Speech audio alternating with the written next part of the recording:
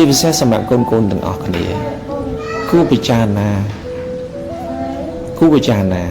ដែលប៉ានិយាយសពថ្ងៃនេះឲ្យកូនខំរៀន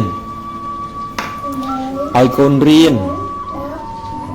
ឲ្យកូនអានឲ្យកូនសរសេរឲ្យកូនហ្វឹកហាត់ពីមួយថ្ងៃទៅមួយថ្ងៃតើយើងគិតមើលថាប្រយោជន៍ទាំងអស់ហ្នឹងប្រយោជន៍សម្រាប់អាណាគឺសម្រាប់កូននឹងឯងបើកូនរៀនកូនចេះមិនមែនអ្នកផ្សេងចេះទេបើកូនរៀនមិនមែនឪពុកចេះទេ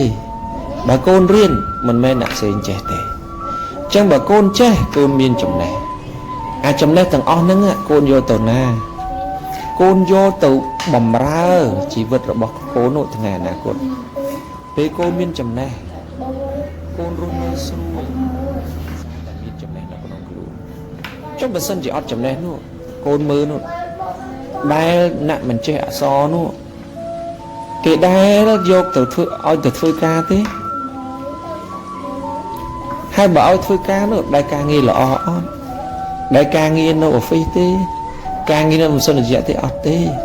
វាលំបាកណាស់អញ្ចឹងគ្រាន់តែកូនខំរៀនបន្តិចទេកូនថាលំបាកតែនៅពេលដែលកូនអត់ចេះណាកូនលំបាកលើនឹងរាប់លានដង